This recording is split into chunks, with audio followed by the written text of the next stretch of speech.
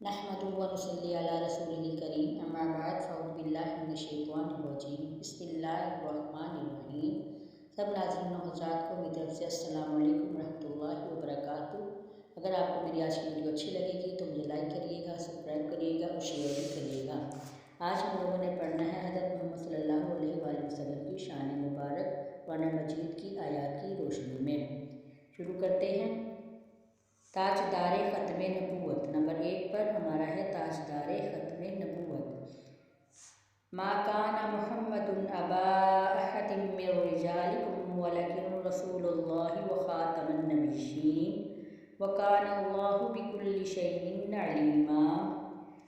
نہیں ہے محمد خاتم النبیین صلی اللہ علیہ وآلہ وسلم تمہارے مردوں میں سے کسی کے باپ، لیکن وہ اللہ کے رسول اور خاتم النبیین ہیں، اور اللہ ہر چیز کو خوب جاننے والا ہے۔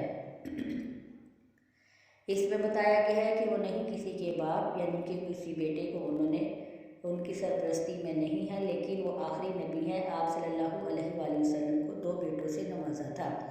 قریش کی وجہ سے کہ انہوں نے کہا تھا کہ آپ کی نسل آگے نہیں بڑھے گی، اس لیے اللہ تعالیٰ نے آپ کو 2 بیٹوں سے نوازا تھا، لیکن وقتاً فوقتاً ان دونوں بیٹوں کی وفات ہو گئی، کیونکہ اس بات کی وضاحت ہے کہ آپ صلی اللہ علیہ وآلہ وسلم آخری نبی ہیں۔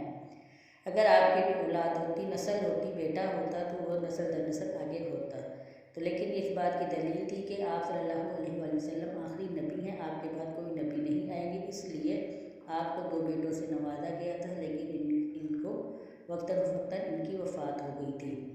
قریش کی بات کی وجہ سے اللہ تعالیٰ نے آپ کو بیٹوں سے نوازا تھا۔ دوسری آیت میں ہے رسول اللہ صلی اللہ علیہ وآلہ وسلم کے لیے اللہ تعالیٰ کی خاص مدد۔ الا تنصروہ فقد نصرہ اللہ۔ اگر تم نے ان رسول صلی اللہ علیہ وآلہ وسلم کی مدد نہیں کی تو کیا ہوا، یقیناً اللہ تو ان کی مدد کر چکا ہے۔ اللہ تعالیٰ تو حضرت محمد صلی اللہ علیہ وآلہ وسلم کی مدد کر چکا ہے۔ یہ اس حوالے سے ایک بات ہے جب قریش مکہ آپ صلی اللہ علیہ وآلہ وسلم کے خلاف تھے، آپ پر جب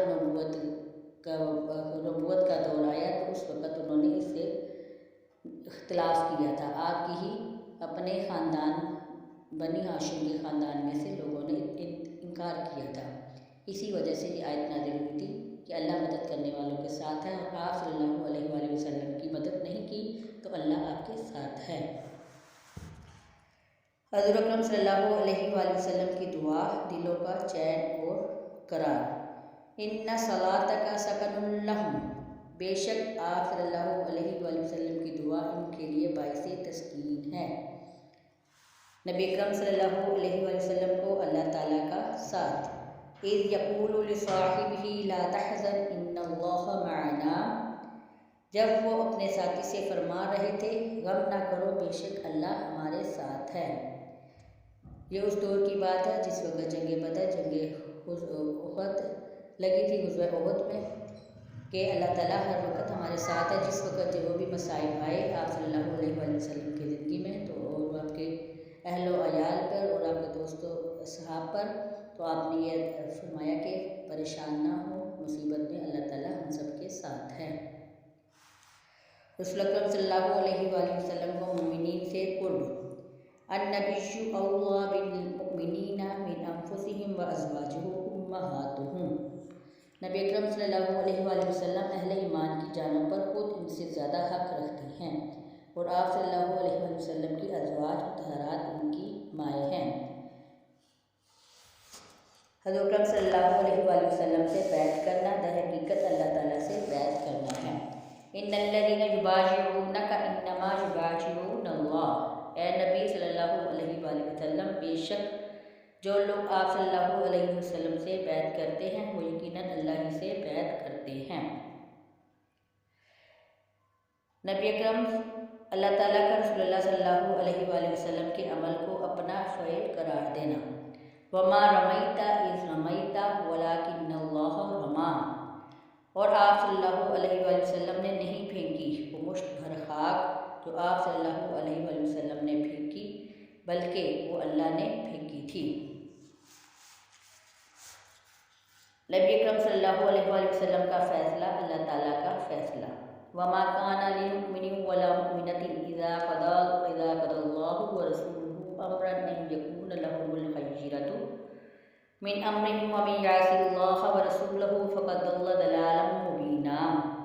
اور کسی مومن مرد اور کسی مومن عورت کو یہ حق نہیں پہنچتا کہ جب اللہ اور اس کے رسول صلی اللہ علیہ وآلہ وسلم کا کسی کام کا فیصلہ یا حکم فرما دے تو ان کے لیے اپنے اس معاملے میں کوئی اختیار رکھے، اور جو اللہ اور اس کے رسول صلی اللہ علیہ وآلہ وسلم کی نافرمانی کرے تو وہ یقیناً باطیا گمراہی میں پڑ گیا ہے۔ اللہ تعالیٰ کا اپنے حبیب صلی اللہ علیہ وسلم کو رات کے قلیل حصے میں بابرکت مقامات کی سیر کرانا۔ سبحان الذی اسریٰ بعبدہ لیلا من المسجد الحرام الی المسجد الاقصی الذی بارکنا حولہ لنریہ من آیاتنا انہ هو السمیع البصیر۔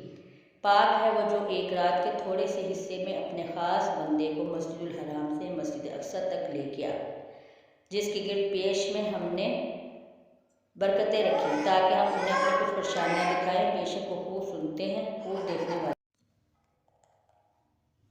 اگر آپ کو میری آج کی ویڈیو اچھی لگی ہے تو مجھے لائک کریں، سبسکرائب کریں، شیئر کریں، دعاؤں میں یاد رکھیے گا۔ اللہ حافظ۔